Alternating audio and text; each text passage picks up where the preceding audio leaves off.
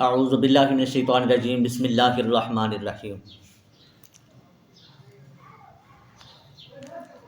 آپ کو بھی معلوم ہے، مجھے بھی معلوم ہے کہ ہم سب کا خالق و مالک، ہم سب کا رازق، ہم سب کو رزق دینے والا کون ہے؟ اللہ رب العالمین کی ذات ہے۔ اللہ رب العالمین کی ذات پاک اس کائنات کا خالق بھی ہے اور مالک بھی ہے، جو لامحدود شانوں کا مالک ہے۔ اس کی طرف اشارہ کرتے ہوئے اللہ تبارک و تعالیٰ کی لا ریب کتاب قرآن مجید، فرقان حمید، برہان رشید ارشاد فرماتا ہے کہ کل یوم ہوا فی شأن۔ ترجمہ سماعت فرمائے کہ وہ ہر آن نئی شان میں ہوتا ہے۔ اس کی اس صفت کا عکس اور پرتو اس کی تخلیق میں بھی جا بجا دکھائی دیتا ہے۔ چنانچہ کائنات کے اندر اتنا تنوع اور اختلاف ہے کہ جس کو دیکھ کر عقل انسانی ورطۂ حیرت میں مبتلا ہو جاتی ہے، یعنی کہ حیران ہو جاتی ہے۔ مختلف انواع کی مخلوقات مثلاً پیدا تو اللہ تبارک و تعالیٰ نے کی ہے، لیکن انسان کی ضرورت کے لیے انسان کے لیے خوبصورتی کے لیے مثلاً جمادات، نباتات اور حیوانات وغیرہ میں سے ہر ایک کے اندر بے شمار اقسام پائی جاتی ہیں، جو بعض اعتبار سے یکساں ہونے کے باوجود کئی جہتوں سے ایک دوسرے سے مختلف ہوتی ہیں۔ سبزیوں اور پھلوں وغیرہ کو ہی لے لیں تو ان کے اندر کتنی قسمیں ہیں،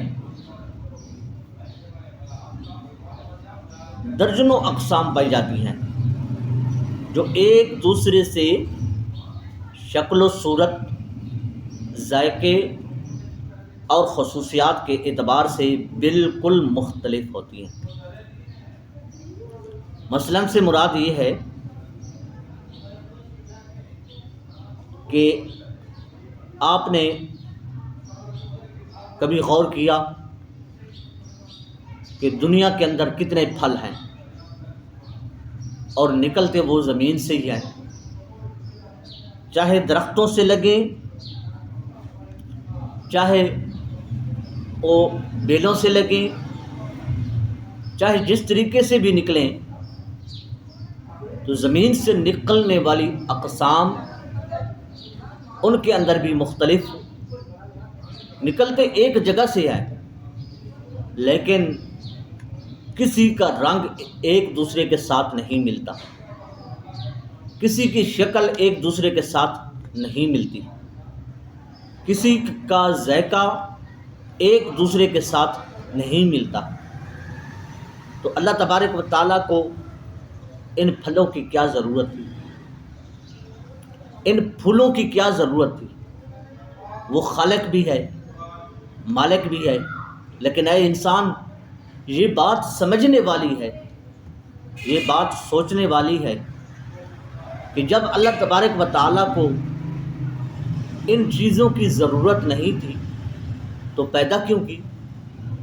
وہ اس لیے پیدا کی کہ میرا اشرف المخلوقات دنیا میں تشریف لا رہا ہے، دنیا میں آ رہا ہے، تو اس کے آنے سے پہلے اللہ تبارک و تعالیٰ نے دنیا کی رونقوں کو تیرے لیے انسانیت کے لیے دوبالا کر دیا کہ تو خوشی سے رہے، تو دنیا میں پریشان نہ ہو، دنیا میں خوش رہے. کبھی کسی رنگ کو دیکھے گا تو خوش ہو جائے گا، کبھی کسی رنگ کو دیکھے گا، کبھی کسی پھول کو دیکھے گا، کبھی کسی چمن کو دیکھے گا، کبھی کسی باغ کو دیکھے گا. تیری طبیعت فریش ہو جائے گی، اور پھر تو کیا کرے گا؟ تو خوش ہو کے میری عبادت کرے گا، تو خوش ہو کے میری عبادت کرے گا. تو عبادت کے نزدیک تو آتا نہیں. 5 وقت ہر مسجد کے اندر جدید آلات کے ساتھ اونچی اونچی اذانیں دی جاتی ہیں، مختلف آوازوں کے ساتھ، مختلف لب و لہجوں کے ساتھ ہر مسجد میں اذان دی جاتی ہے. سن تو لیتا ہے، کیونکہ تیرے کان اللہ تبارک و تعالیٰ نے تجھے کان دیے ہیں سننے کے لیے، طاقت دی ہے، زبان دی ہے بولنے کے لیے. سن لیتا ہے، لیکن مسجد والی گلی سے نہیں گزرتا، دوسری گلی سے گزر کے چلا جاتا ہے. کہیں ایسا نہ ہو کہ کوئی جاننے پہچاننے والا ہو تو مجھے کہہ دے کہ آ نماز بھی پڑھ لے، تو اس کو کیا جواب دوں گا؟ اذان سے تو اتنا ڈرتا ہے، اللہ تبارک و تعالیٰ کے گھر سے تو اتنا ڈرتا ہے، پھر دیکھ کہ اس خالق کی کائنات نے، اس مالک کی کائنات نے تیرے لیے کیا کچھ نہیں کیا.